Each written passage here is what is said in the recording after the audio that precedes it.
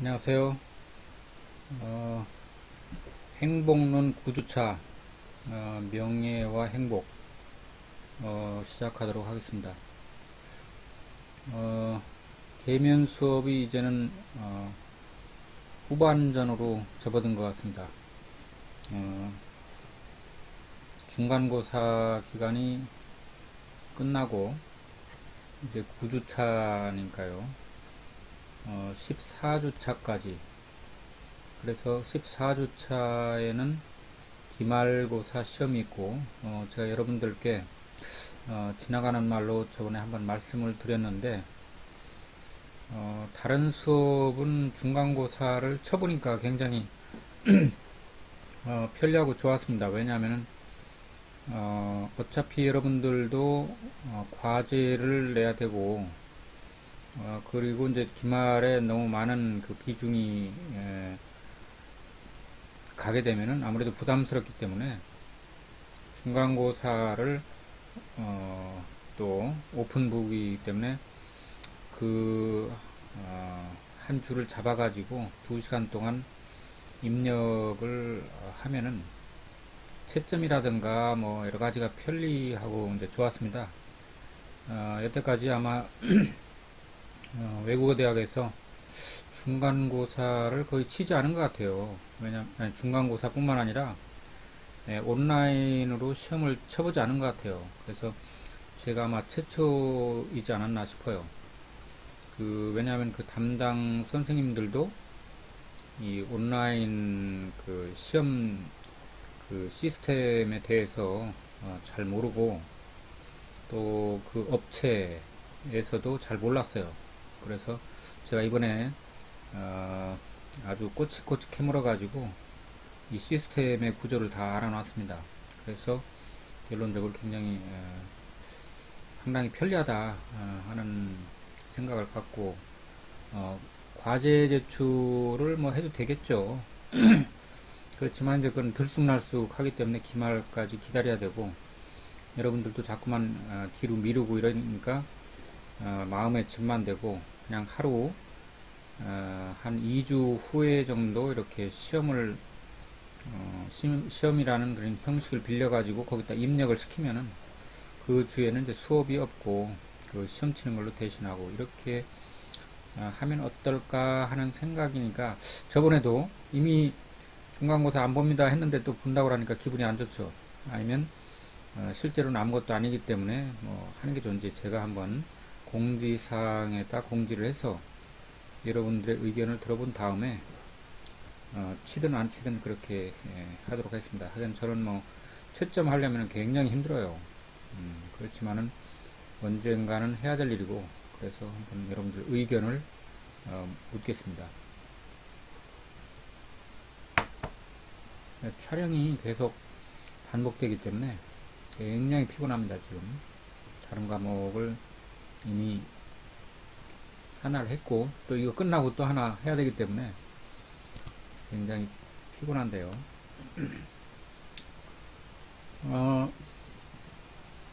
명예라는 게 과연 뭔가, 그래서 우리 한국 사람만큼 명예를 중시하는 민족도 많이 없을 것이다, 이런 생각을 해요.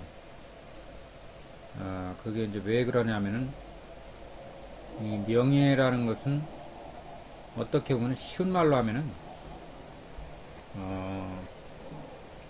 체면입니다. 체면.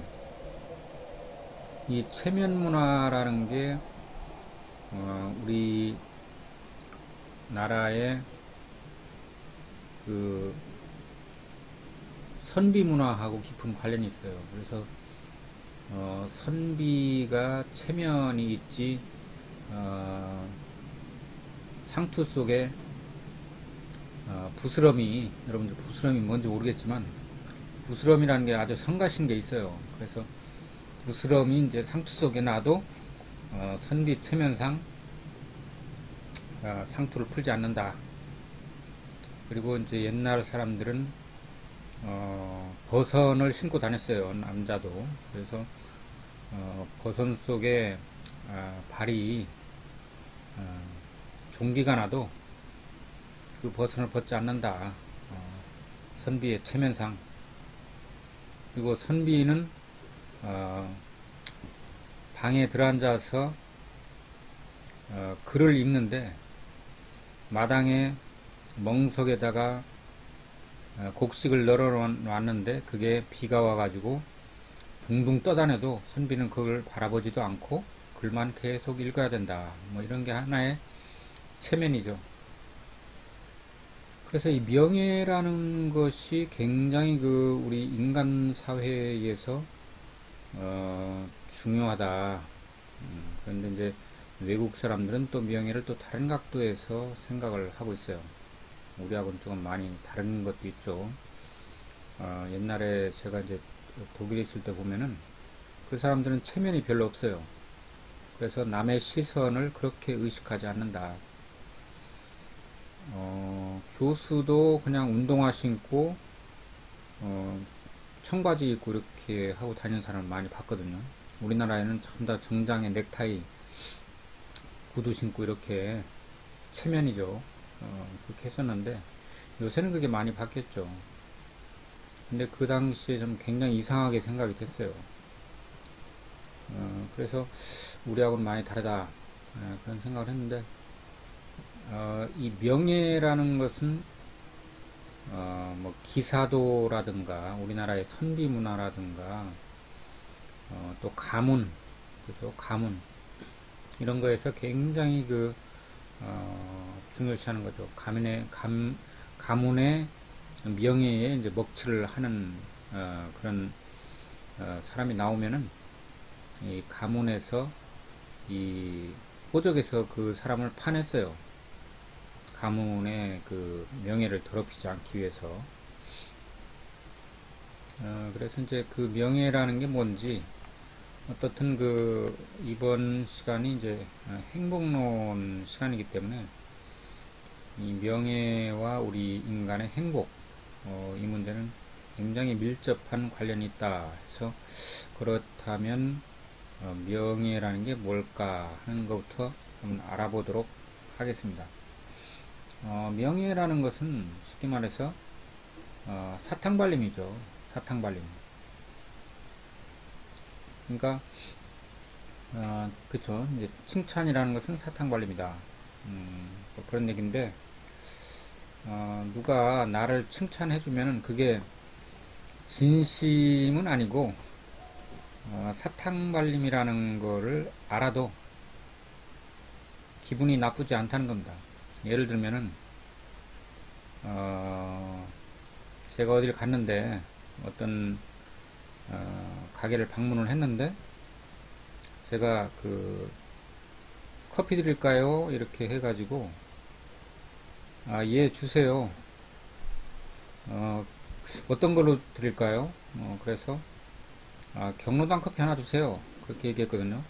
뭐 이제 그렇게 보이지 않나요? 그러니까 아이 무슨 말씀을 지금 블랙커피 좋아하시게 생겼는데 그런 얘기죠. 그러니까 젊어 보인다 이런 뜻이죠. 그게.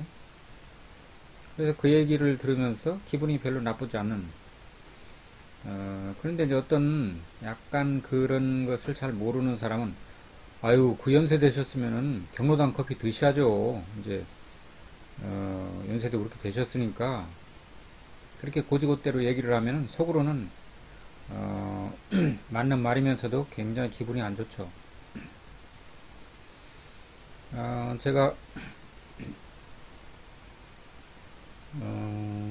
40대 정도에 이렇게 어디를 갔더니 어떤 행사를 하는 데를 갔더니 이제 거기서 행사를 하기 때문에 뭐 거기서 식사를 제공하고 먹을 걸 주고 이렇게 하는 데였는데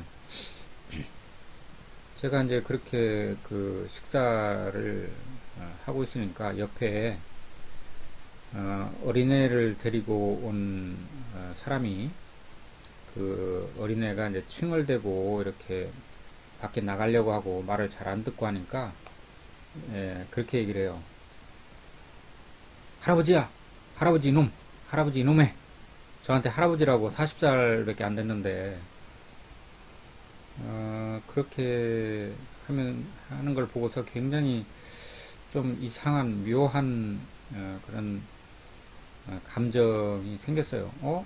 나 할아버지 아닌데? 그, 저렇게 왜 얘기를 해서 상대방 기분을 안 좋게 할까? 이런 생각을 한 적이 있습니다. 그런데 이제 뭐 이렇게 학구적이고 뭐 이론적인 얘기를 100마디 하는 것보다 이런 그 이해가 잘 되는 일상생활 속의 얘기를 해야 얼른 이해가 쉽죠. 그래서 이제 그런 예들이 이제 심심찮게 있어요, 우리 주변에. 그래서 그 사람이 여자를 만나보면 이뻐 보인다, 젊어 보인다, 뭐 이런 얘기를 하고, 남자에게는 그렇죠, 젊어 보인다, 건강해 보인다, 뭐 이런 얘기를 상투적으로 하죠. 근데 어떤 사람은 그걸 하질 못하고 고지고대로 얘기를 합니다. 아이고, 많이 늙으셨네요. 병원에 좀 가보셔야겠어요. 하고, 이렇게 있는 그대로 얘기를 하면 굉장히 기분이 안 좋죠. 바로 그게 있는 그대로 얘기하는데 기분이 나쁠 이유가 없죠, 사실은. 나이가 한 60 돼 보이네요. 이렇게 하면은 사실인데 그걸 왜 기분 나쁘게 하는지, 기분 나쁘게 생각을 하는지, 그게 바로 이 명예하고 관련이 된다는 거예요. 그래서 칭찬이라는 것은 사탕발림인데, 아우, 공부 잘하게 생겼네. 아우, 뭐 이렇게 학생을 만나면은, 아우, 영리하게 생겼어. 이렇게 얘기하는 것이 사탕발림이죠. 알지도 못하잖아요, 우리는. 그 학생이 어떤 상태인지 알지도 못하는데 덕담을 하는 거죠. 그냥 좋은 얘기를 해주고, 나하고 잠깐 있지만은 좋은 관계를 맺으면서 있자, 뭐 그런 뜻도 되고요. 그런데 이제 그 여자에게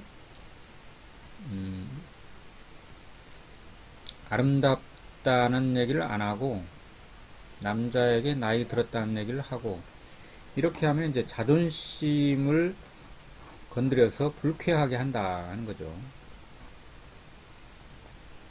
그래서 이제 이 명예라는 게 바로 이제 그거다. 다른 사람이 나를 어떻게 생각하느냐. 그리고 기왕이면 다른 사람이 나를 좀 잘 봐줬으면 좋겠다 하는 거죠. 그러니까 이쁘다고 봐주거나 젊다고 봐주거나 아니면 뭔가 훌륭한 사람이라는 그런, 어이구, 영리하게 생겼네라든가, 뭐 공무원이세요 이렇게 하고, 요새는 뭐 하여간 상대방을 좋게 이렇게 얘기해 주는 것을 은근히 좋아합니다. 아이고, 아니에요 이러면서 이제 얘기하면서도 실제로는 기분이 나쁘지 않은, 그게 이제 속물근성이에요. 저번에 이제 우리 그 소비와 행복했을 때도 이제 속물근성이 있다고 그랬죠. 뭐 사치라는 뭐 명품을 몸에다 두르고 다니는 것을 우리가 이제 많이 보는데, 자기의 인품을 훌륭하게 닦을 생각은 안 하고 명품을 두르고 고급 외제차를 타고 그 인류 그 뭡니까, 제품 옷을 입고 시계를 차고 뭐 50억짜리 아파트로 싹 이렇게 이제 들어가고 하는, 나를 좀 봐달라 하는 얘기죠. 속물이죠, 속물. 그래서 명예라는 것도 그거하고 깊은 연관이 있습니다. 타인이 나를 잘 판단해주면은 기분이 좋고, 타인이 나를 약간 좀 있는 그대로 봐주거나 아니면은 그보다도 못하게 평가를 해주면은 굉장히 그 불행해한다 하는 거죠. 제가 옛날에 어, 전세를 살고 있으면서 동사무소에 이제 그 뭡니까 신고를 하러 갔어요. 그러니까 이제 전입 신고를 해야 되겠죠. 그래서 신고를 하러 갔더니 그 직원이 그 저를 위아래로 이렇게 훑어보면서 세입자이시라면서요? 하면서 이렇게 약간 불쌍해 보인다는 듯이 약간 그 무슨 거지를 바라보는 눈으로 벌레 씹은 얼굴로 이렇게 위아래로 훑어보는 것을 제가 봤어요. 굉장히 경멸에 찬. 그 이제 제가 자격지심에 그렇게 하는 건간 모르지만 분명히 이제 그런 것은 굉장히 민감한 인간의 감정이기 때문에 즉각적으로 나에게 그게 인식이 돼요. 저 사람이 나를 깔보고 있다. 저 사람이 나를 존중해 주고 있다. 이런 것을 금방 알아차리죠. 그래서 이제 그 상대방이 나를 어떻게 보느냐에 따라서 내가 불행해하고 행복해하고 그게 바로 이제 다른 말로 하면 경상자라고 해요. 이런 거를 경상자라는 것은 거울 경자죠. 거울 경자. 그 다음에 상이라는 것은 그 뭐 모습이라는 뜻이요. 모습. 거울에 비친 모습. 그러니까 경상자라는 것은 거울에 비친 어떤 자의 모습 이런 것을 경상자라고 하죠. 그러니까 어떤 거울이냐면은 다른 사람이라는 거울 속에 비친 내 모습, 즉 다른 사람이 나를 어떻게 보는가 하는 것을 내가 안다는 거죠. 그러니까 그 직원이 나를 경멸에 찬 눈으로 보느냐, 부러운 듯이 보느냐, 호의를 가지고 보느냐 하는 것을 대뜸 알 수 있어요. 왜? 우리는 사회적인 동물이기 때문에 상대방이 나를 어떻게 생각하는가 하는 것은 웬만하면은 얼굴에 다 그걸 나타낸다는 거죠. 그래서 현명한 사람은 그런 것을 웬만하면 안 나타내거나 아니면 잘 상대방을 좋게 보고 있다라는 그런 사인을 얼굴에다가 이렇게 나타내는 것이 좋다는 걸 알고 있어요. 그렇지만은 대부분 사람들은 그런 거를 잘 하지 못하는 속물이기 때문에 아까 얘기했죠. 그 사치와 그러니까 그 소비와 행복할 때에 그렇게 이제 대부분의 사람들은 속물 근성을 가지고 있다. 물론 자신은 속물이 아니라고 생각을 하겠죠. 그래서 이렇게 진정한 자보다는 그러니까 남의 눈에 비친 나의 모습, 나의 자, 이런 게 이제 그 굉장히 그 깊은 관련이 있다 한 거죠. 그리고 쭉 우리가 지금까지 8번에 걸쳐서 강의를 하면서 알아보았듯이 행복은 건강이 가장 중요하다고 그랬죠. 우리 인간에 있어서 행복해지기 위해서 차지하는 비중이 가장 큰 것이 건강이다 하는 얘기를 했어요. 그 다음에 의식주가 없으면 행복할 수가 없죠. 그래서 이런 그 기본적인 것들이 충족이 되었을 때 그 다음 것을 논하게 된다. 그러니까 명예라는 것은 어떻게 보면은 건강과 의식주라는 것이 해결되고 나서의 얘기라고 할 수가 있죠. 근데 이제 그 옛날 그 선비들은 그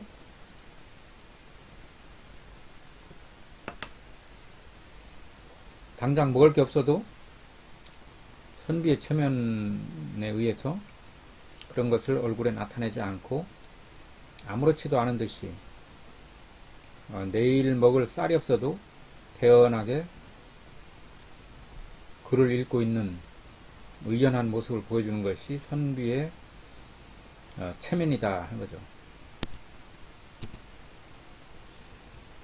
그리고 이제 이런 명예 혹은 체면 이런 것도 자기가 진정한 재능을 가지고 있을 때에 그 재능을 나만 혼자 가지고 있는 것이 아니라 남이 그것을 알아주어야 제맛이다 하는 거예요. 가만히 생각해 보세요. 그 권력이라는 것과 명예욕이라는 것은 그렇게 많이 다른 건 아닙니다. 왜 사람들이 기를 쓰고 국회의원이 되려고 하는가? 왜 기를 쓰고 시의원이 되려고 하는가? 기를 쓰고 공무원이 되려고 하는가? 다른 직업도 많은데 왜 하필은 정치나 아니면 관료가 되려고 하는가? 정치인이나 관료가 되려고 하는가? 이것은 남이 나를 알아주어야 된다 하는 것이고, 남이 나를 가장 잘 알아주는 그런 자리가 바로 이 정치와 행정관료들이라는 거죠. 우리 사회에서는. 근데 옛날에는 안 그랬습니다.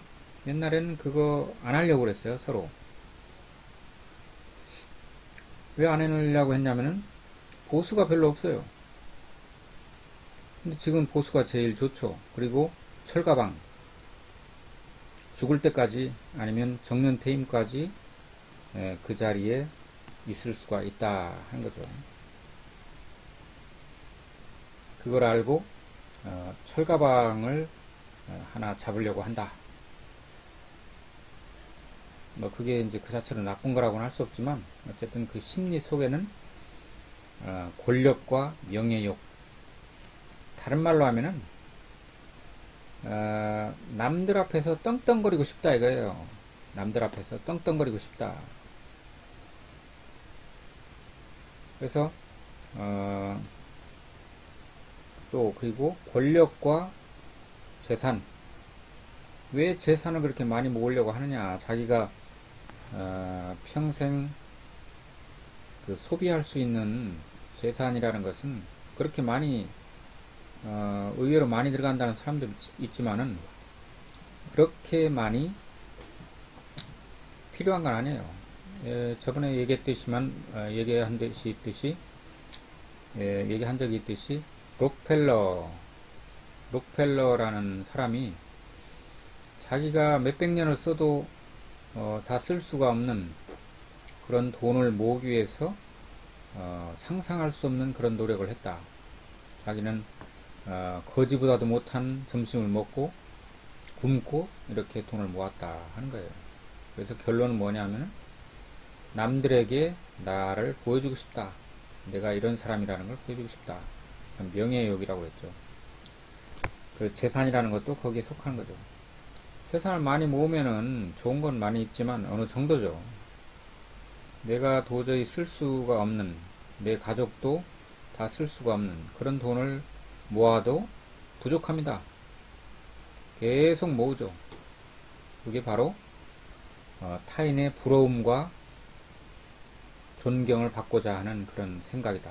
전부 다 명예죠. 명예. 내 이름 석자. 그래서 호랑이가 죽으면은 가죽을 남기고 사람이 죽으면은 이름을 남긴다. 그런 말이 있어요. 그 이름이라는 게 바로 명예라는 거죠.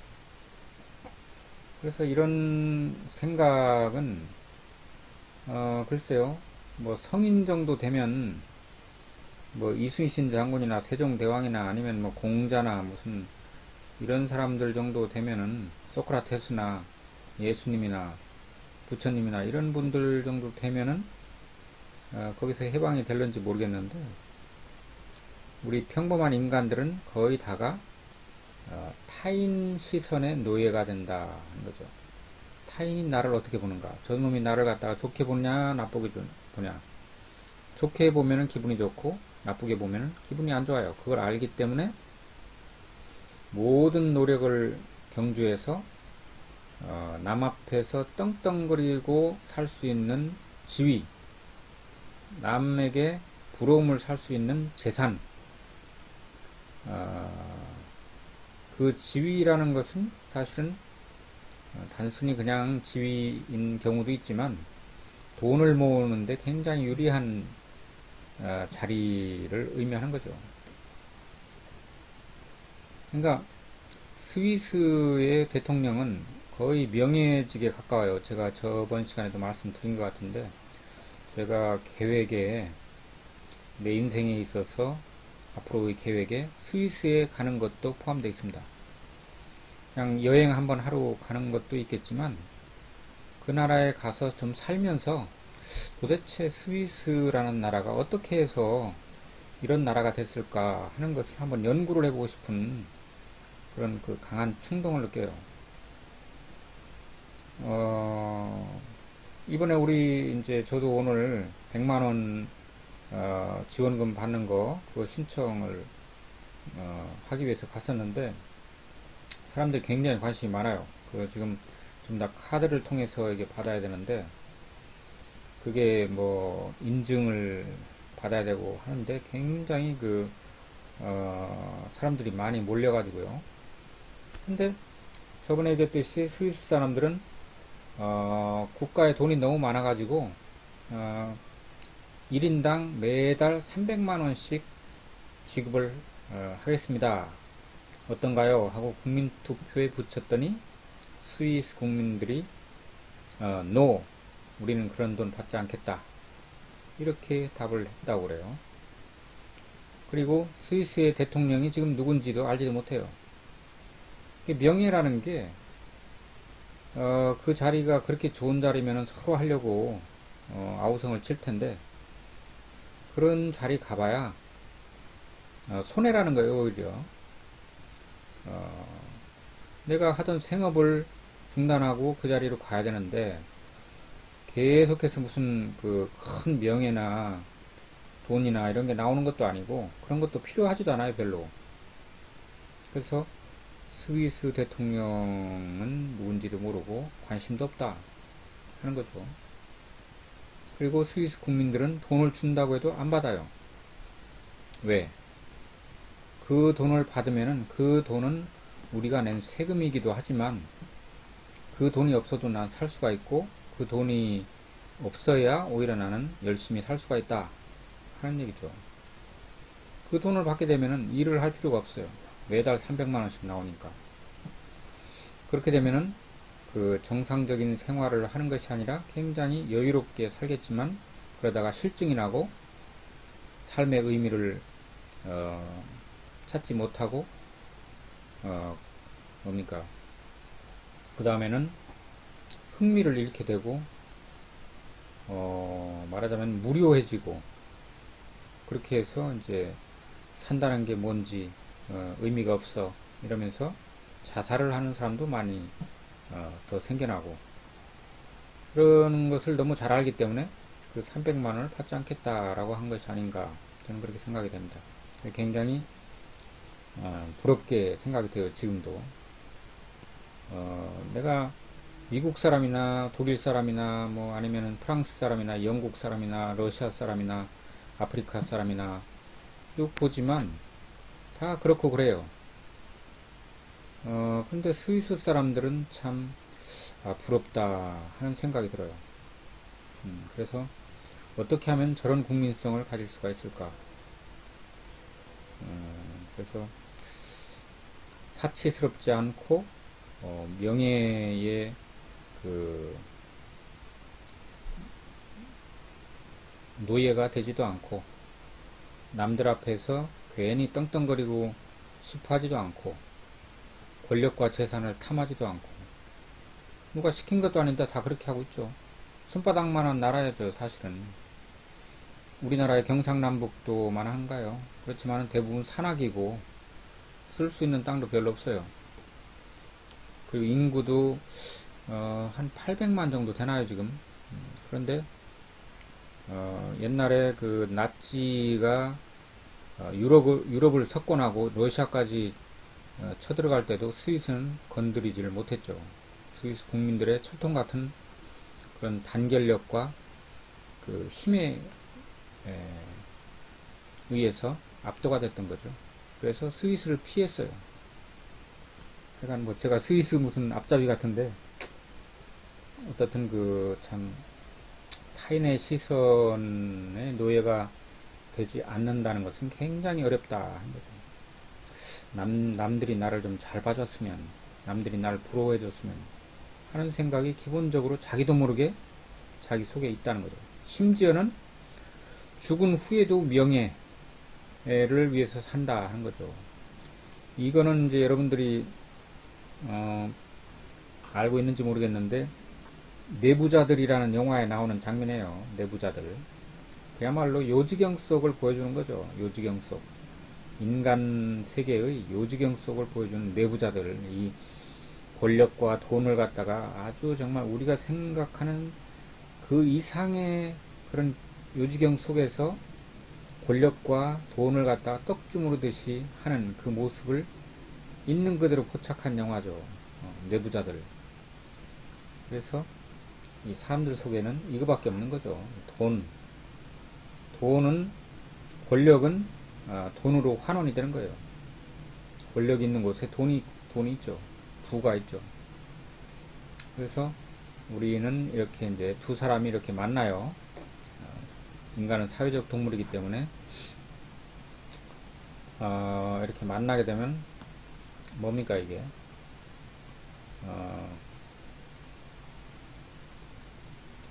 그 unspoken communication이라고 하죠. unspoken communication.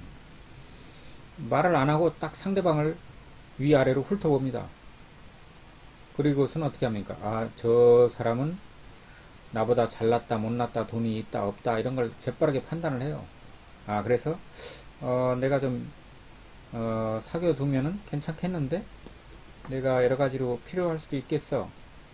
에이, 저 사람은 돈도 없어 보이고, 재능도 별로 없어 보이고, 그러면은 눈을, 다른 데로 그냥 돌려버리죠.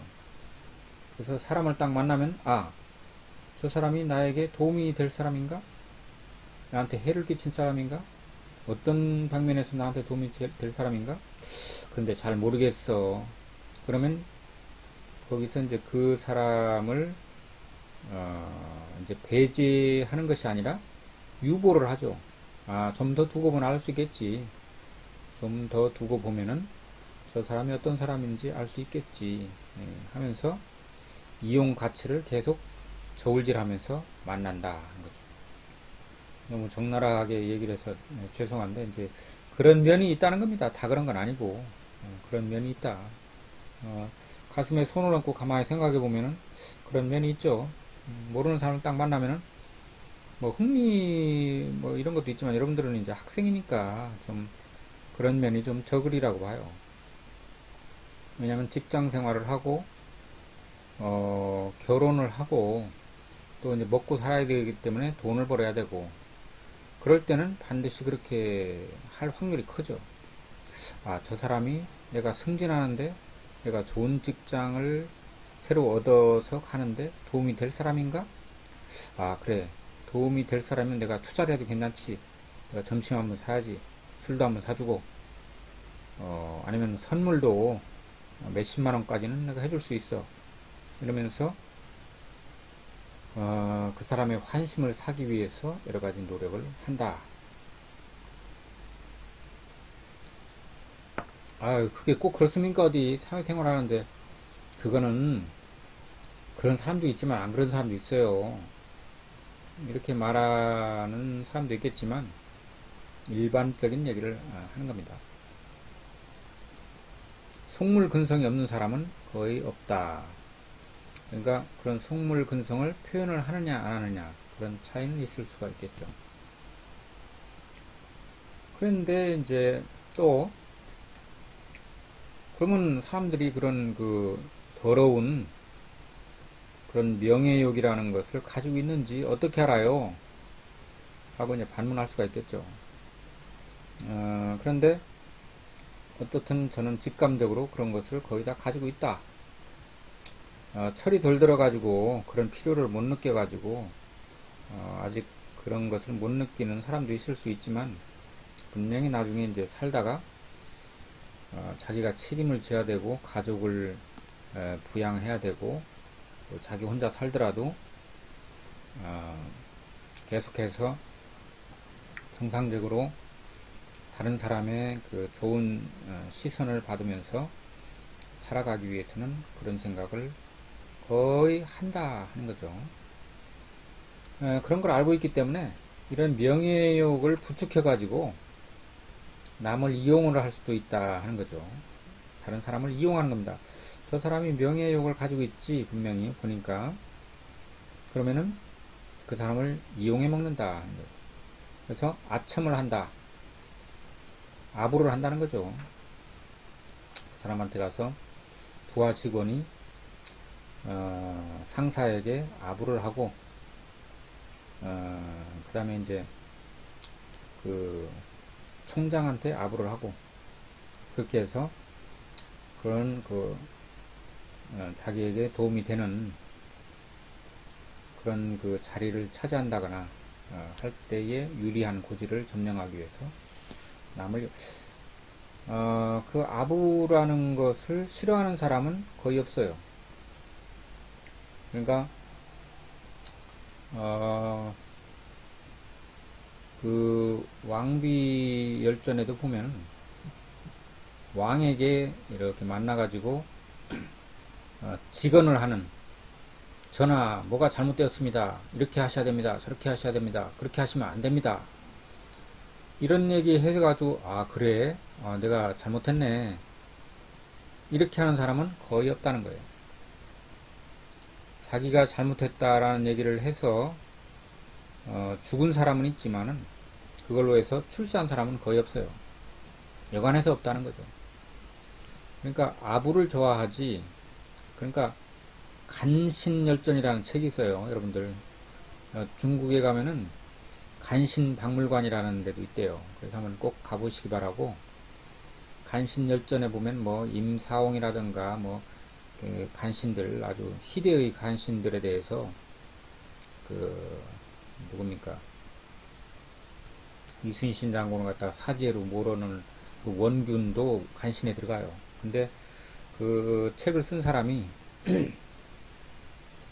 원균의 뭐 자손이었든지 어떻게 했든지 몰라도 아이고 죄송합니다. 그 원씨 그 원균의 원씨가 아닌 분도 있나 몰라도 우리 조상을 왜 욕합니까 하고 이제 화를 낼 수도 있는데 하여튼 뭐 간신이라고 나오더라고요. 근데 또 간신이 아니다 그런 설도 있고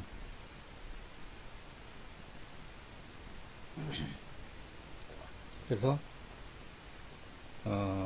아부를 해서 왕한테 아부를 하고 상사한테 아부를 하고 윗사람한테 아부를 하고 심지어는 아랫사람한테도 아부를 합니다. 자기가 얻어낼 게 있다고 생각을 하면 아부를 해요. 아부를 해서 자기가 목적한 바를 이룬다. 그 아부를 하면은 그 싫어하는 사람이 없고 그 아부를 받음으로써 기분이 좋고 하기 때문에 그 아부한 사람에게 뭔가를 대가를 좀 지불해 주고 싶은 그런 심리가 있는 거죠. 왜냐? 사람은 속물 근성이 있다고 그랬죠. 다 그런 건 아니지만 기본적으로 그런 게 있어요. 있고 훌륭한 사람들은 이제 그걸 좀 완화하거나 그거를 억누르거나 그렇게 하겠지만 다른 사람에 대해서 비판을 하고 그 사람이 잘못됐다는 것을 지적을 하고 해가지고 좋아하는 사람은 아무도 없습니다. 겉으로는 그래 내가 잘못됐어 미안해 앞으로 안 그럴게 이렇게 좋게 좋은 얼굴로 말할 수는 있지만 속으로는 굉장히 자존심에 상처를 받습니다. 훌륭한 사람일수록 그 상처를 덜 받을 수는 있겠죠. 그렇지만 상처가 있어요. 그래서 이 카네기에 보면은 절대로 남을 비판하지 말라 그런 말이 있죠. 그 다 이유가 있는 겁니다. 강한 사람일수록, 훌륭한 사람일수록 비판할 때에 그것을 기분 나쁘게 생각하지 않습니다. 그러나 그렇게 훌륭한 사람은 지구상에 잘 없다 하는 것을 여러분들은 좀 알아야 될 것 같아요. 저는 너무 늦었어요. 이제는 저는 상대방에 대해서 가차없이 비판을 하고 잘못됐다고 지적을 하고 그렇게 했습니다. 그렇게 해가지고 가만히 이제 지금 와서 생각을 해보면은 인생에 있어서 굉장한 마이너스가 됐다 하는 것을 이제 와서 깨닫는 거예요. 여러분들은 제 말을 따르면은 성공을 할 겁니다. 절대로 남을 비판하지 마세요. 그것도 면전에서 남들이 있는 데서 비판을 하지 마시고, 굳이 해야 되겠다고 생각을 하면 아무도 없을 때 아주 충언을 하는 내 진심을 알아달라는 어떤 충분한 양해를 구하고, 그런 상대방의 잘못된 것을 지적을 해주는 것은 조금 덜하죠. 그렇지만 그것도 좋은 방법은 아니에요. 내 자식을, 내 부모를 비판해도 안 좋아하는데 남을 비판하는 것은 굉장히 위험한 그런 행위다 하는 것을 말씀드립니다. 절대로 남을 비판하지 말고 남을 칭찬해주고 남을 그 의기를 북돋아주고 하는, 이게 뭐 좋은 가르침은 아닌 것 같네요. 그렇지만 이 험한 세상을 살아가는 하나의 방법으로 이렇게 이해를 해주시면 좋을 것 같아요. 그래서 아첨을 통해서 남을 이용하고 심지어는 지배까지 한다 하는 거예요. 그러니까 아까 말한 그 경상자라는 게 누구나 다 이런 경상자를 가지고 있기 때문에, 여기 지금 이 뭐 커플인지 뭔지 모르지만 이 여자에게 장미를 한 송이 이렇게 무릎을 꿇고 이렇게 바치는 게 뭐 여자들은 기분이 좋겠지만 약간 좀 그렇죠. 이거 서양에서 하는 걸 어떻게 어디서 배워다가 하는지는 모르지만 진짜로 이렇게 무릎을 꿇고 이렇게 하는 걸까요? 진짜 사랑을 하면 그럴 수도 있다고 보긴 하는데, 저도 옛날 사대부 선비 정신을 조금 가지고 있는 제가 봐도 뭐 그럴 수는 있겠다는 생각이 들긴 하는데, 이것도 일종의 아부죠. 그렇게 해서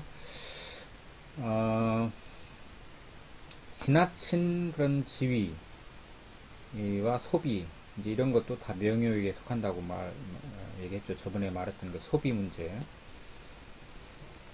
그리고 이제 어떻게 보면 이렇게 명예욕에 쩔어서 산다. 남들이 나를 어떻게 보고 남들이 나를 어떻게 판단하고 남들이 나를 이렇게 저렇게 좋게 나쁘게 생각을 한다는 것에 따라서 휘둘리면서 사는 거죠.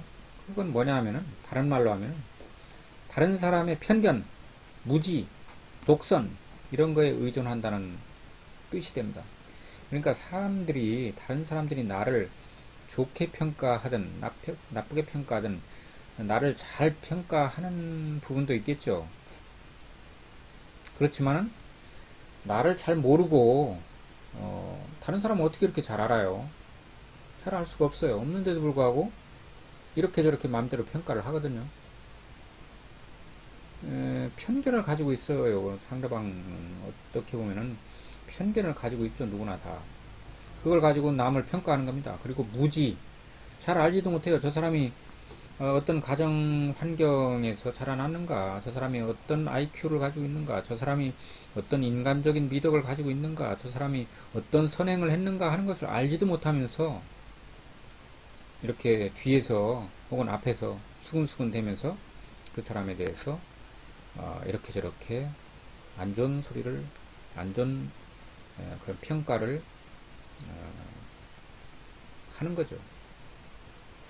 그러면은 다른 말로 하면 뭐냐면은, 우리는 거기에 주눅이 들어서는 안 된다. 우리는 거기에 동조를 하면 안 된다. 우리는 그 사람들의, 다른 사람에 대한 나에 대한 평가를 절대적으로 신뢰할 필요는 없다. 그리고 마음이 상해할 필요도 없다 하는 거죠. 그런데도 불구하고 어떤 사람은 거기에 막 휘둘려요. 누가 기분 안 좋은 소리 조금 하면은 막 며칠, 어떤 경우에는 몇 달, 어떤 경우 몇 년, 평생 기분 나빠가지고 자존심에 상처를 입는데, 그래서는 안 된다는 거죠. 그렇기 때문에 나를 나쁘게 평가하든 좋게 평가하든 상대방도 그런 그 어떤 한계점과 약점을 가지고 있는 한 사람이죠. 하기 때문에 우리는 그런 것을 잘 알아야 된다. 그 다음에 이제 자존심과 명예에는 어떤 큰 희생이 필요하다 하는 것을 우리는 알아야 됩니다. 그러니까 내가 자존심을 지키고 명예를 지키고 하려면은 쓸데없는 큰 희생이 필요하다 하는 걸 알아야 돼요. 그러니까 자존심과 명예라는 게 중요하긴 해요. 중요하긴 하지만 너무 거기에 집착하는 것은 오히려 그 사람의 삶에 있어서, 인생에 있어서 굉장히 마이너스가 된다 하는 거죠.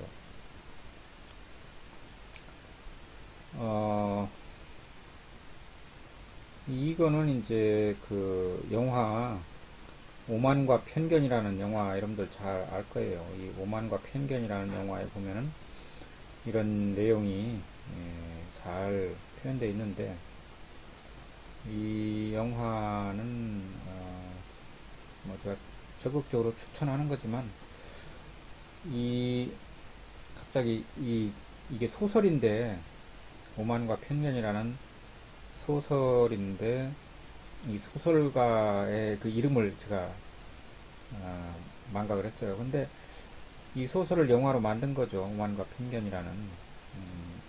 현대의 여자 섹스피어다라는 그 명예를 얻은 사람인데, 어쨌든 여기에 보면은 이런 그 오만이라든가 허영심이라든가 편견이라든가 이런 내용이 잘 들어있어요.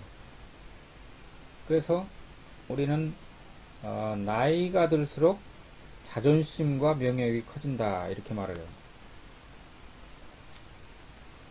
그러니까 젊었을 때는 별로 그렇게 큰 관심이 없다가 차츰 나이가 들수록 점점 더 이제 죽을 때가 되면은 이런 그 자존심과 명예욕이 줄어들어 가지고 이제 죽을 때는 편안하게 이렇게 죽는 게 아니고 반대라는 겁니다. 왜 그러냐? 체력의 한계. 나이가 들면 이제 뭐 저도 그걸 확연하게 느끼는데, 이렇게 강의 한번 하면 진이 다 빠져가지고 아무것도 못해요. 아무것도 못합니다. 제가 이제 병원에 가서 진찰을 받았는데, 제가 지금 위턱뼈하고 아래턱뼈가 이렇게 이제 뭔가 문제가 생겨가지고 말을 하면 너무 피곤해가지고 지금 하지 말아야 되는데 지금 대면 수업을 못하기 때문에 해야 되거든요. 대면 수업을 해도 또 말을 해야 되겠죠. 하지만 발표도 시킬 수가 있고 뭐 여러가지 토론도 할 수가 있는데 그걸 못하고 저 혼자 다 하니까 병원에 치료도 받을 수가 없고 물리치료를 해도 낫지가 않아요. 그러니까 이제 체력의 한계가 오는 거죠. 나이가 들면은.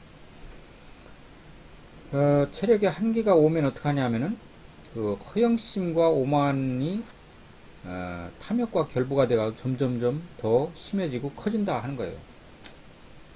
그러니까 나이 든 사람들이 이 명예욕이 더 커진다는 겁니다. 욕심이 더 많이 늘어나요.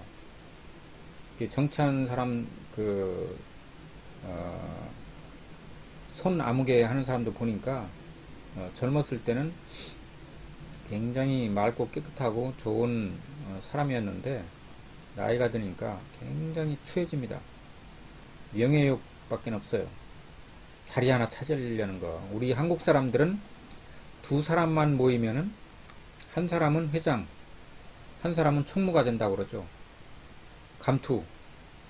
감투역이에요. 다른 말로 하면 이 명예심이라는 것은 감투를 하나 써보고자 하는, 쓸 게 없으면 그냥 두 사람 만나면 하나는 회장, 하나는 총무. 그리고 이제 총무 된 사람 굉장히 기분이 나쁘죠. 나이 든 사람이 회장, 조금 덜 먹은 사람이 총무. 이렇게 하면 조금 기분이 나쁘지 않습니다. 회장님, 저 뭐 어떻게 할까요? 이렇게 하고. 이름을 부르면 굉장히 싫어하죠. 총무님, 뭐 아니면 사장님, 뭐 교수님, 뭐 이렇게 그런 직책으로 그 사람을 갖다 포장을 해줘야 기분이 좋아지고 내가 목적한 바를 달성하는데 도움이 된다 하는 것을 경험하게 되는 거죠. 그래서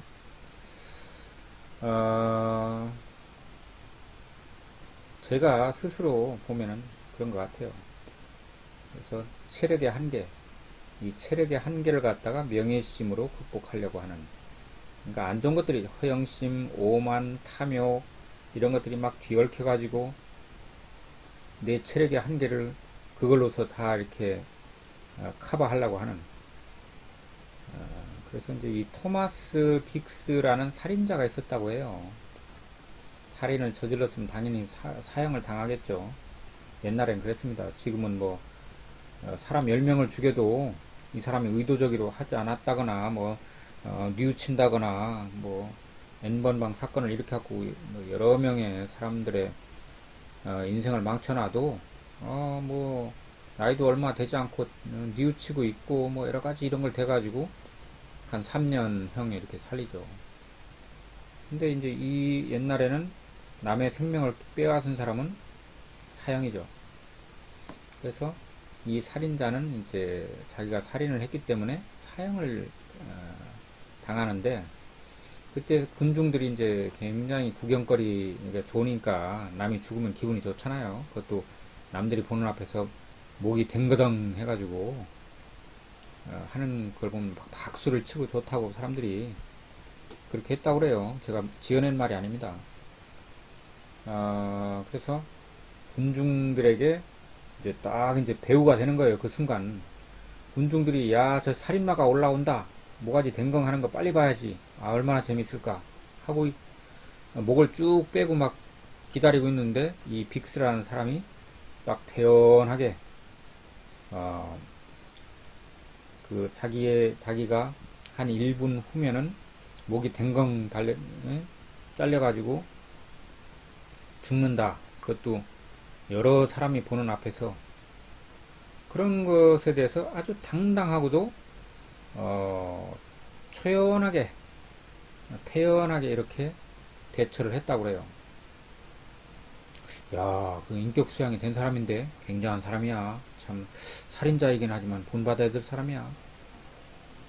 그런 생각을 하는 사람도 혹시 있을란가 모르겠는데, 그게 뭐냐면 그게 바로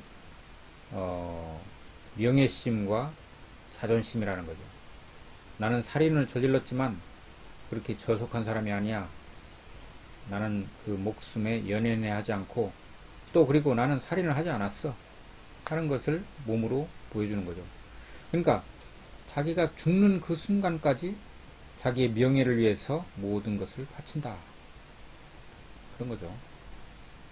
뭐 좋은 거라고 생각할 사람은 뭐 그렇게 해도 좋지만, 이제 여기서는 굉장히 안 좋은 문맥에서 얘기하고 있는 거예요.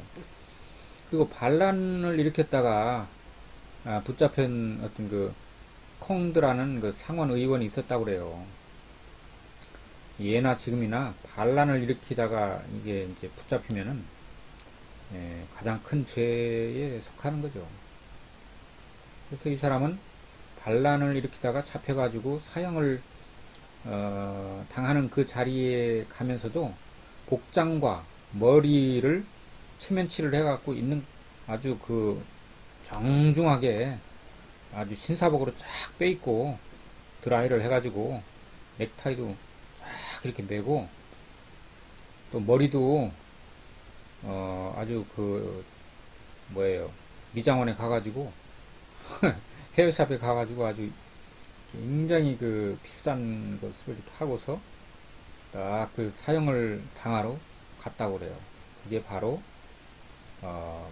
그 잘나빠진 명예욕이다 하는 거죠. 죽는 순간까지도 내 체면, 내 명예, 그것이 내 목숨보다도 더 중요하다. 참 존경할 만한 사람이죠. 그 다음에 이제 현명한 사람도 여기 이제 보면은, 여기 이 그림은 뭐냐면은 이 입을 갖다 딱 벌리고서 여기다가 막 돈을 갖다 집어넣는 그림이에요.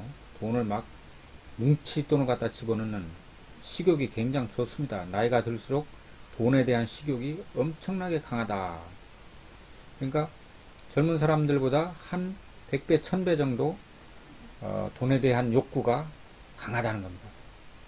그러니까 그 어떤 체력이 떨어진다 하는 데서 이제 수면욕이라든가 성욕이라든가 또 그 뭐 여러 가지 그 신체 조건에 따른 그런 욕망이 있어요. 뭐가 있나요?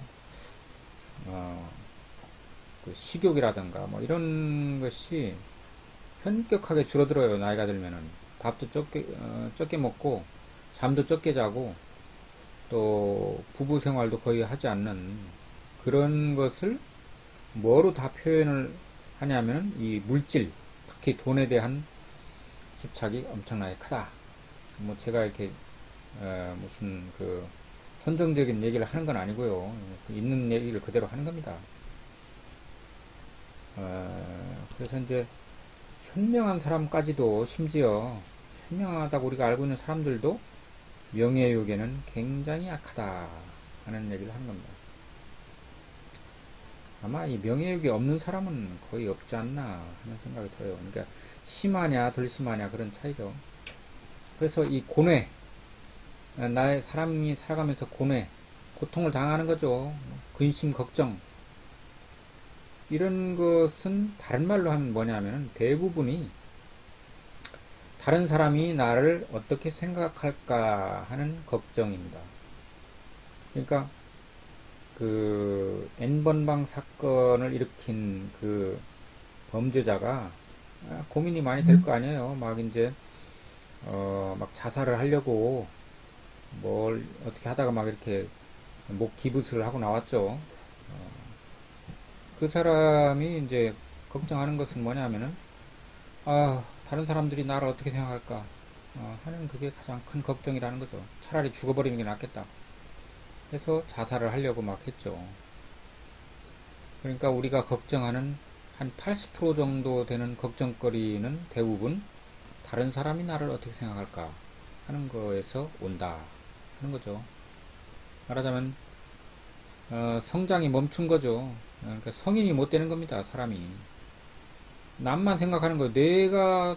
내 인생을 내가 살아가는데 남이 어떻게 내 인생을 알아요. 알지도 못하는 사람들이 나에 대해서 이렇게 저렇게 판단하는 것에 휘둘려 가지고 정작 자기의 삶을 살지를 못하고 그 남들의 시선에 묶여 가지고 불행한 생활을 한다 하는 것이 지금 이번 시간에 말하는 이 명예나 명예욕에 대한 근본적인 접근 의도입니다.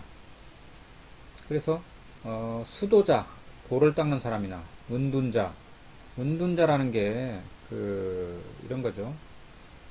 농사꾼이 아니면 그냥 일개 무슨 촌부가 그냥 평범한 그런 일꾼이 그냥 시골에 들어가 사는 것을 은둔이라고 하잖아요. 그럼 누가 은둔자냐? 능력을 다 가지고 있는데 어떤 그 지적인 능력이나 인격적인 능력이나 어떤 그 여러 가지 삶의 능력을 사회적으로 추앙을 받을 수 있는 그런 능력을 가진 사람이 그냥 시골에 들어가서 이름 없이 사는 것을 은둔이라고 합니다. 그래서 수도자나 은둔자는 타인의 시선을 벗어난다 하는 거죠. 그냥 시골에 들어가서 혼자 살아요. 그리고 그 시골 사람들은 소박하기 때문에 그 사람이 훌륭한 사람인지 아닌지 그런 거에 별 관심도 없어요. 이 도시 사람들 같이 막 취재를 하고 막 뻥튀기를 해가지고 대서특필을 하고 뭐 이렇게 하지 않는다는 거죠. 그러니까 그러면 남의 시선에 휘둘리지 않으니까 그만큼 나는 행복하다 하는 거죠. 다른 말로 하면 고통이 적다. 왜냐면은 이 고뇌는 타인이 나를 어떻게 생각할까 하는 건데 거기에서부터 벗어나 있죠. 시골에 들어가서 그냥 산속에 들어가서 혼자 살니까 뭐 다른 사람이 나를 어떻게 생각하고 말고 뭐 할 게 없는 거죠. 그래서 인류가 가지고 있는 유전병이다. 이렇게 계속 이어져 내려오는 병 아닌 병. 이거는 명예욕, 허영심, 자부심도 여기가 이제 들어가요. 자부심이라는 것은 나쁜 게 아닌데 이게 심하면은 허영심이나 명예심으로 될 확률이 큰 거죠. 자부심 자체라는 것은 굉장히 긍정적이고 좋은 건데 이게 약간만 그 본 궤도를 벗어나게 되면은 그 허영심이나 명예욕이 된다. 그래서 자부심이 허영심보다는 낫지만은 잘못하면은 타인의 어떤 비난의 대상이 된다 하는 거예요. 자부심이 너무 강한 사람은 남들이 별로 좋아하지 않아요. 겸손한 사람을 좋아하지 쓸데없이 자기가 어떤 인물이다 하는 것을 막 내세우는 사람이 있거든요. 그게 이제 자부심의 표현인데 그게 타인들을 별로 그런 것을 좋아하지 않습니다. 왜냐하면 그 사람을 통해서 내 자부심이 상처를 받는다고 생각하기 때문에 그래서 나보다 잘난 사람들은 만나고 싶지 하지 않는 거예요. 여러분들 좀 그런 거죠? 그건 저도 마찬가지입니다. 왜냐하면 우리는 평범한 사람들이기 때문에 나보다 뛰어나고 나보다 공부도 굉장히 잘하고 하는 사람들은 그렇게 썩 내켜 하지 않아요. 나보다 출세를 하고 나보다 돈이 많고 어떻든 영화배우처럼 잘생기고 그러면은 남들이 별로 그렇게 좋아하지 않아요. 그럼 비슷한 사람들은 만날 수가 있겠죠. 그래서 이 모든 사실이 도대체 진실이 무언가 하는 것을 말해주고 있는 거죠. 인간이라는 게 어떤 존재인가? 저번 시간에는 이제 사치에 대해서 소비를 통한 어떤 그런 과소비 뭐 이런 거를 얘기했지만 이번 시간에 이제 이 명예심이라는 것도 어떻게 보면은 비슷한 측면이죠. 그래서 여기 이게 이제 막 영국 여왕 같은데 이런 그 사치, 이런 명예, 얼굴은 별로 행복해 보이지 않아요. 미인인가는 모르겠지만 이렇게 막 금가루로 뭐 치장을 하고 막 몸에 두르고 이렇게 해서 이제 자기의 명예를 지키려고 하겠지만 그렇게 행복해 보이는 얼굴은 아닙니다. 이 사람은 이 사진이 선정적이라 잘못하면 또 학생들이 또 뭐라고 할지 모르겠는데 이렇게 이제 아마 임신을 한 것 같아요. 그래서 이제 이런 것을 굉장히 남들에게 자랑하고 싶은 이 자부심이라는 관점에서 이 사진을 선택한 것 같아요. 제가 허영심보다는 자부심이죠. 그래서 이렇게 이제 이 교회 같은 것도 보면은 이게 사람이 여기 사람의 키가 한 요 정도 돼요. 엄청난 거죠, 이게. 이 안에 들어가 보면 한 15층이나 20층 되는 높이에요. 이 성당 높이가. 그런데 이 안에 들어가 보면 1층으로 되어 있는 거죠. 천장이 이렇게 높아요. 이런 것도 굉장히 어떤 허영심이나 사치심의 신의 권위를 나타내 보임으로써 자기 자신이 그렇게 되려고 하는 그런 것의 일종이 아닐까 하고 생각을 해봤지만 여러분들이 또 교회 다니는 분들이 막 아닙니다 뭐 이렇게 하면은 저는 아유 죄송합니다 이렇게 할 생각이 있어요. 그건 뭐 제 개인적인 생각이니까 아마 이 서양 문화에 있어서 이 사치심이나 명예심 이런 게 굉장히 우리나라 못지않게 형성돼 있다. 그래서 이제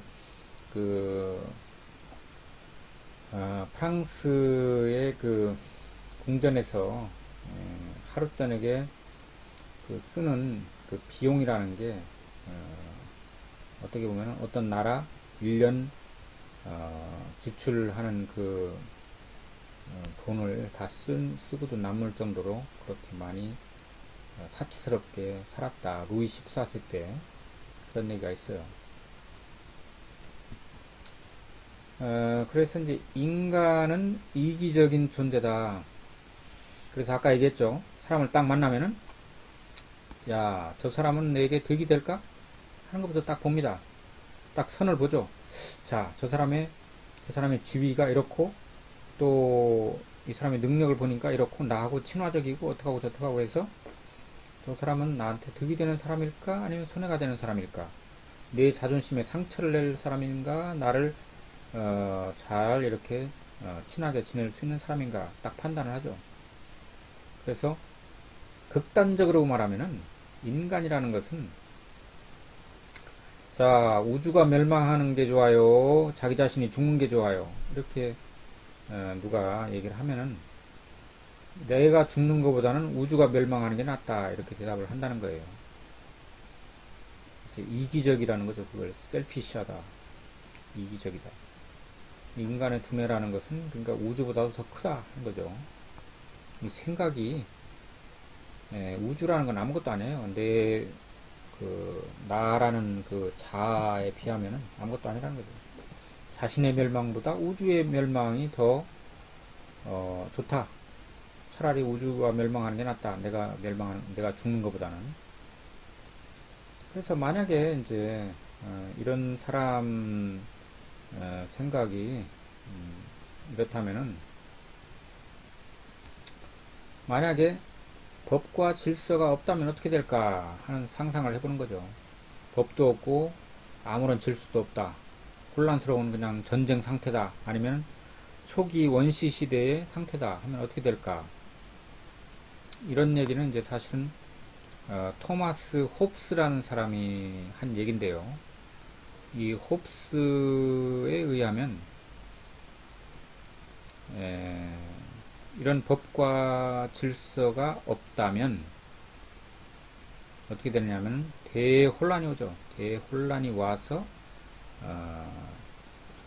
이 혼란을 자연상태라고 이렇게 표현해요. 자연상태.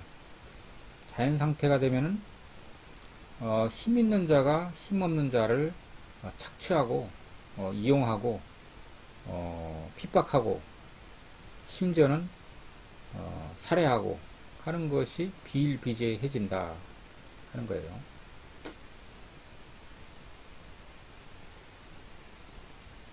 그래서 인간이 이제 힘을 다해서 어디로부터 벗어나야 되겠다, 그것을 탈출하고 싶다, 이렇게 말하는 것은 이제 삶을 벗어나고 죽고 싶다는 거죠. 죽고 싶다는 것이 아니라 고뇌, 이 고통을 받는 거, 여기서 벗어나고 싶다 하는 거죠. 그래서 법과 질서가 없다면 사람들은 이렇게 고통스러워 할 거고, 거기로부터 벗어나는 게 살아가는 목적이 될 것이다 하는 거죠. 그래서 이제 제가 재미가 있어서 이걸 하나 조금 잠깐 이타심과 이기심. 근데 인간은 이기적인 존재다 이랬는데, 이타심이라는 것도 있죠. 상대방을 이롭게 하는 타자, 타인을 이롭게 하려는 마음이죠. 이기심은 이제 자기 자신만 위하는, 이롭게 하는 그런 마음이고요. 그래서 경영대학원을 나온 젊은이들 가운데 상당수는 나는 30살이 되기 전까지 100만 달러를 모으고 싶다, 이런 말 한다고 그래요. 그들은 나는 열심히 능력을 발휘하고 이를 훌륭하게 완수해 기업을 설립해 기업 설립을 돕겠다, 이렇게 말하는 사람이 없다고 그래요. 열심히 일해서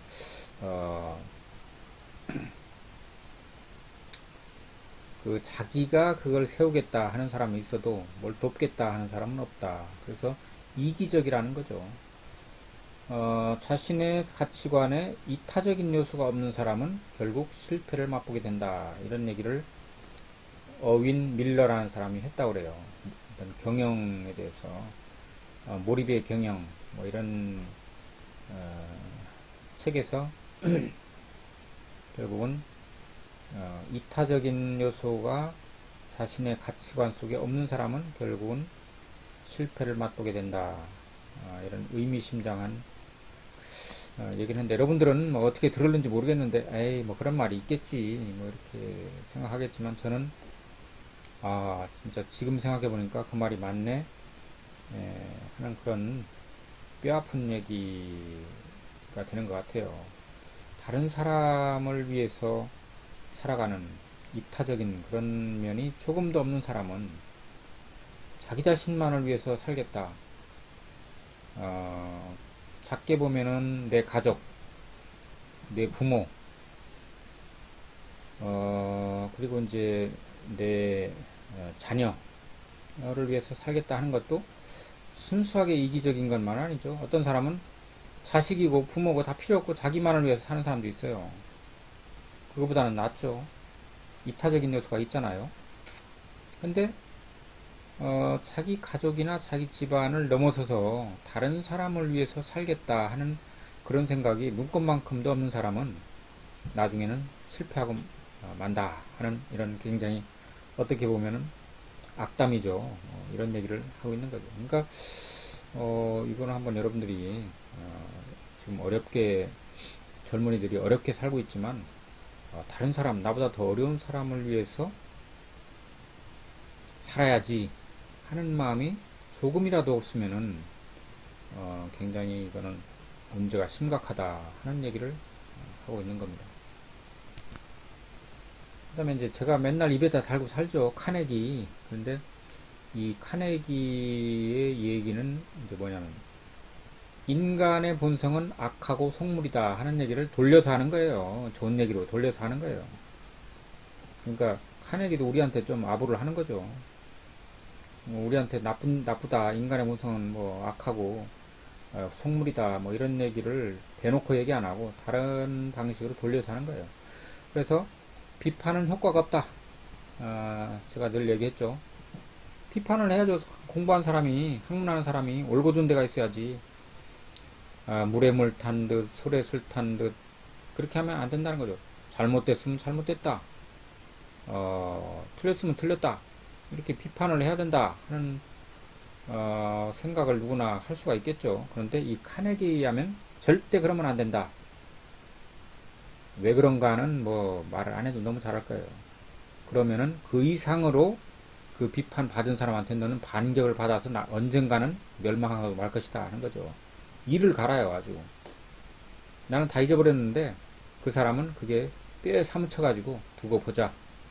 어떤 일이 있어도 내가 너를 그 보복을 꼭 하고야 말겠다. 그런 생각을 한다는 겁니다. 제가 한번 뭐 공지사항에다 적었나요? 어떻게 했나 하여간 얘기한 것 같은데 링컨이 이제 이 매스컴상에서 굉장히 잘못한 사람을 사회 유명인사에 대해서 비판을 했다고 그래요. 그 이제 자유기고가라는 형태로 링컨의 이름을 빌리지 않고, 그러니까 링컨이 대통령이 되거나 유명인사가 되기 이전에 그냥 한낱 필부일 때, 평범한 사람일 때에 그 언론에 이렇게 눈꼬리 쉬게 하는 그런 사람이 있었는가 봐요. 그 사람에 대해서 비판을 했다고 그래요. 익명으로. 링컨이라는 이름을 빌리지 않고 그냥 비판을 했다고 그래요. 그러니까 그 사람이 어떤 수단 방법을 가리지 않고 그걸 파가지고 이 링컨이라는 사람이 나를 비판했다는 것을 알아냈다고 그래요. 그래가지고 연락을 해서 너하고 나하고 네가 죽든지 내가 죽든지 결투를 하자라는 결투 신청을 했다고 그래요. 그래서 그 서양에서는 결투 신청을 하면 반드시 그걸 받아주게 돼 있어요. 그리고 그 결투에 나가면은 둘 중에 하나는 죽어도 그것은 법에 어긋나지 않는 살인자가 되는 게 아닙니다. 그래서 링컨은 그럴 생각까지 없는데 그냥 당신은 뭐가 이런 점이 좀 잘못됐다라는 가벼운 비판을 한 건데 상대방이 결투 신청을 해오니까 그걸 거절할 도리가 없었죠. 그래서 그 무기는 각자가 선택 사항이다. 그래서 창인가 뭐를 이렇게 이제 말을 타고 했나 그 연습을 굉장히 많이 했다고 그래요. 링컨이. 그러면서 이제 죽기를 각오하고 이 결투에 나가는 거죠. 그래서 이제 그 날이 돌아와서 이렇게 나가려고 하는데, 그 옆에 많은 사람들이 그걸 알고 와가지고 필사적으로 말리는 바람에 둘 중에 하나가 죽어야 이 결투는 끝나는 거죠. 우리 막 이렇게 영화 같은 거 보면 막 결투하고 하는 거 재밌게 보잖아요. 근데 내가 곧 결투에 나간다고 생각을 해보세요. 한번. 둘 중에 하나 죽어요. 그래서 이 링컨이 거기서 크게 깨닫고, 그래서 이제 이 사람이 대통령이 되어서도 그때 생각을 하면서 자기를 자제했다고 그래요. 그래서 이 카네디가 그런 말을 하죠. 누구를 비판하려면은 1달러짜리 뒷면을 봐라. 그런 말을 하거든요. 1달러짜리 뒷면을 보면은 앞면인가요? 링컨 얼굴이 있다는 거죠. 그럼 링컨이 남을 비판하다가 죽을 뻔했다 하는 것을 보라는 거죠. 그래서 논쟁을 피하라. 누구하고 다투지 말라는 거죠. 말로 싸우지 말라는 겁니다. 이게 논쟁하면 그냥 져주고 그냥 슥 피해버리는 게 낫다는 거죠. 그래서 남을 비판하거나 논쟁을 하거나 친구에게 너 이러이러한 게 잘못됐어 하고서 얘기해 주는 것도 그렇게 좋은 건 아니라는 겁니다. 그렇게 하는 이유는 중요한 사람으로 보이고 싶다 내가 하는 얘기죠. 그래서 내가 중요한 사람이라는 걸 보여주기 위해서 상대방을 비판하고 논쟁을 하고 그렇게 하면은 결국은 나에게 돌아오는 것은 실패나 아니면 어떤 거기에 상응하는 마이너스적인 대가가 돌아온다 하는 거예요. 물론 이제 그게 긍정적인 자극이 되는 경우도 있죠. 그 받아들이는 사람이 훌륭한 사람이라서 생각보다 아주 훌륭한 사람이라서 그걸 잘 받아들이면은 그러면은 긍정적인 자극을 주고 좋은 일이 생기겠지만 이런 일은 여간에서 일어나지 않는다는 겁니다. 그 사람이 이제 성인 군자인 경우에는 그렇게 되겠죠. 그래서 그렇게 하지 말고 그 사람의 꼬투리를 잡으려고 하지 말고 그 사람이 진정으로 원하는 게 뭔지 그걸 아는 게 더 중요하다는 겁니다. 내가 신문사설을 읽어보니까 이러이러한 게 뭐 잘못된 게 있던데 에이 신문사에다 편지 써야지 해가지고 논설위원한테 전달해주세요 하면서 막 비판을 가합니다. 나 이런 사람이야 하면서 그러면 그걸 읽어보고 그 사람이 아이고 잘못됐습니다 죄송합니다 할 수도 있겠죠. 그렇지만 그 사람이 진정 깨달을까요? 이제 다음부터는 이런 말은 쓰지 말아야겠는데 하면서 그 사람 자신이 변하는 게 아니라 이런 비판을 피할 수 있는 방법을 찾겠죠.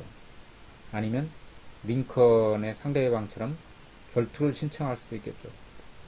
네가 그렇게 잘난 인간이야? 그러면 내가 너를 얼마나 잘하고 있는지 한번 볼게 하면서 모든 그 역량을 동원해 가지고 이 사람의 뒤를 파 가지고 이렇게 할 수도 있겠죠. 알 수 없어요. 그래서 굳이 그런 행동을 할 필요가 있겠느냐 하는 그런 얘기죠. 여태까지는 이제 이 그 명예나 사치나 뭐 이런 거에 관련된 좋지 않은 얘기를 했는데 긍정적인 측면도 있다. 이걸 제가 한번 넣어봤어요. 이렇게 이제 명예심이라는 게 있으면은 어떤 경쟁이라는 걸 유발한다. 경쟁이 있어야 사회가 발전을 하죠. 남은 이렇게 하는데 나는 왜 못 그래? 하면서 또 상대방도 마찬가지죠. A라는 사람은 이렇게 했는데 나는 왜 그게 안 될까? 하면서 서로 질투를 하지만 그러면서 선의의 경쟁을 할 수도 있다. 명예를 더럽히지 않으려고 하는 그런 것도 있고요. 또 긍정적인 그 가문 간의 경쟁을 하거나 그 라이벌끼리 경쟁을 하는 그런 경쟁심을 유발할 수가 있다 하는 거죠.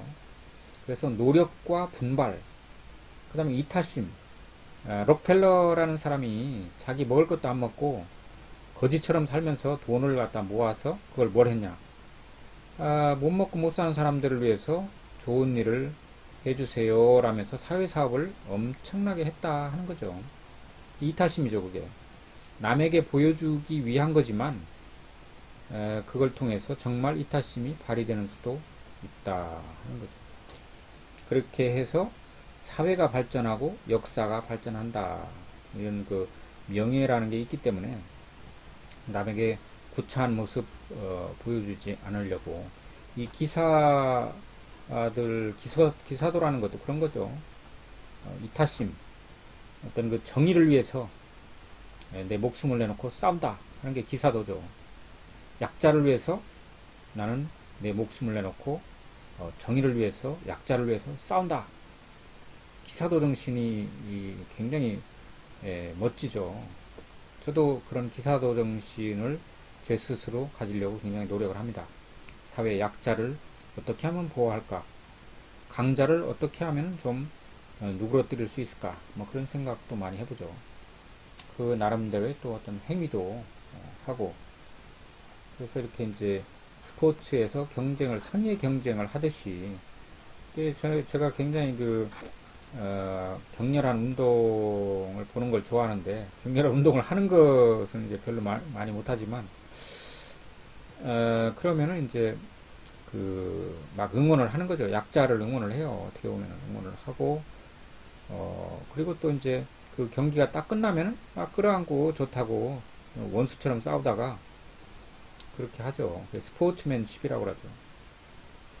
그래서 이제 정정당당하고 깨끗하게 승복을 하고 하는 그런 거. 그래서 이제 이렇게 이제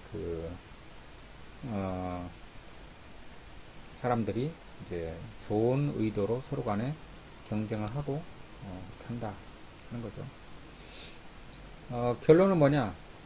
우리가 명예의 본질을 알아야 된다는 거죠. 인간이라는 게 이제 왜 명예를 추구하고 한계점과 문제점은 뭐가 있고, 그 다음에 좋은 점은 또 뭐가 있는가. 이게 좋은 점보다는 안 좋은 점이 더 많아요, 사실은.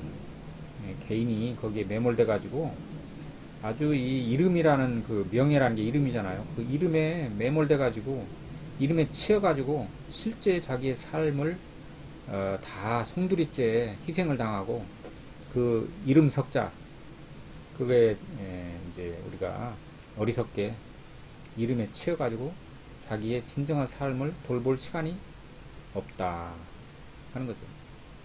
그런 허례 허식 이런 것을 버리고 우리가 어떻게 하면 진정한 나의 모습으로 이 세상을 보다 더 진실하게 살아갈까 하는 얘기죠. 다른 말로 하면. 그래서 명예의 본질을 직시하고 마이너스의 인생관, 그러니까 막 득만 보려고 자꾸만 이렇게 하지 말고 남을 위해서 어떻게 해볼까 하는 그게 마이너스 인생관, 그게 결국은 더 플러스가 되는 거죠. 인생의 보험을 들어라 하는 얘기죠. 그러니까 너무 그렇게 양지만 찾아다니면서 자기의 이름 석자를 빛내려고 이렇게 쓸데없이 하지 말고 좀 이렇게 진실하게 있는 그대로를 받아들이면서 겸허하게 그런 걸 이제 인생의 보험이라고 표현을 했어요. 막 이렇게 남 얘기는 듣지 않고 자기 얘기만 막 이렇게 하는 거 이제 여태까지 많이 다뤘죠. 저도 좀 그렇습니다. 그래서 반성을 요새 많이 하고 있는데 내 얘기를 하지 말고 남의 얘기를 좀 들어라 하는 거죠. 아니면 남의 얘기를 듣기 위해서 그 사람을 자극을 해서 좀 얘기를 하도록, 그래서 남의 얘기를 들으면은 마음이 편해지고 나를 갖다가 남에게 막 주입을 하고 막 나를 심기 위해서 이렇게 하지 말고 다른 사람과 공존하면서 다른 사람과 함께 살기 위해서는 다른 사람의 얘기를 많이 들어라. 이게 지금 목단이라는 꽃입니다. 이 목단이라는 꽃은 옛날부터 이 화목한 것을 상징했다고 그래요. 화목한 것. 그래서 이 화목해지려면은 나의 명예심을 좀 죽여야 된다 하는 그런 메시지를 남기면서 그림을 좀 보여줘야겠나요? 행복이라는 나무가 뿌리를 내리는 곳은 결코 비옥한 땅이 아닙니다. 오히려 어떻게 보면 절망과 좌절이라는 돌멩이로 뒤덮인 황무지일 수도 있습니다. 한 번쯤 절망에 빠져보지 않고서, 한 번쯤 좌절을 겪어보지 않고서 우리가 어찌 행복의 진정한 삶을 알 수 있겠습니까? 뭐 이런 한번 다시 읽어보세요. 이 사람들이 행복해 보이는 것 같은가, 머리를 갖다 같이 상대방하고 이렇게 같이 붙잡아 맸어요. 이렇게 서로 간에 이제 협력을 하면서 이렇게 유대감을 공고히 하라. 그렇게 하면서 이제 이게 이제 명예죠, 명예. 다 같이 명예를 누려라. 뭐 하는 의미에서 이렇게 한번 왜 이걸 이 소녀들 모습을 이렇게 담았는가 모르겠는데, 하여간 그런 의미로 제가 여기다 한번 캡처해봤고요. 그렇게 했을 때 이게 이제 웃는 모습이죠. 전부 다 웃어. 이렇게 제가 드럼을 굉장히 좋아해요. 제가 치지는 못하는데 드럼 치는 걸 많이 들어요. 근데 그냥 스트레스 해소하는데 굉장히 좋거든요. 그런데 이 드럼을 치는 사람들의 그 표정을 제가 봤어요. 수많은 사람들이 드럼을 치는데 신이 나죠. 두두두두두둥둥둥 하면서, 그죠? 그런데 그 표정들이 전부 다 기계적이고 심각하고 우울하고 그랬습니다. 근데 제가 본 어떤 사람 하나만 이렇게 환하게 웃진 않지만 아주 알듯 모르듯 모르듯한 미소를 지면서 계속 그 드럼을 치는 걸 봤어요. 그래서 나는 그 드럼 치는 사람, 여잔지 남잔지는 제가 말을 안 하겠어요. 근데 그 드럼이 제일 좋더라고요. 그 미소. 그 미소가 600만 불짜리 미소인데, 그 드럼을 치면서 굉장한 삶의 어떤 희열 같은 것을 느끼는 게 아닌가. 자기 하는 일에 그렇게 미소를 지면서 할 수 있는 사람, 얼굴을 찡그리지 않고 정말 미소를 지면서 환하게 웃는 거는 한도가 있잖아요. 맨날 그럴 수는 없잖아요. 그러니까 미소를 지면서 사람들을 만날 때 미소를 지면서 미소 진 얼굴을 보여준다는 게 굉장히 중요하다 하는 그런 말씀을 드립니다. 이게 다 됐네요. 그래서 이렇게 명예의 본질은 무엇이며, 또 명예가 가지고 있는 여러 가지 측면을 제가 이번 시간에 좀 얘기를 많이 했어요. 그리고 이제 명예와 행복은 어떤 관계가 있을까 하는 것을 한번 제가 뭐 그걸 다 얘기한 건 아니지만, 명예에 너무 휘둘리면 행복하지 않다는 거죠. 명예라는 거에 치여가지고, 즉 다른 사람이 나를 어떻게 생각할까 하는 그 시선에 치여가지고 내 정작 본래의 삶은 뒷전이라는 거죠. 그래서 행복하기 위해서는 명예로부터 좀 해방될 필요가 있다. 내가 꼭 감투를 써야 되느냐.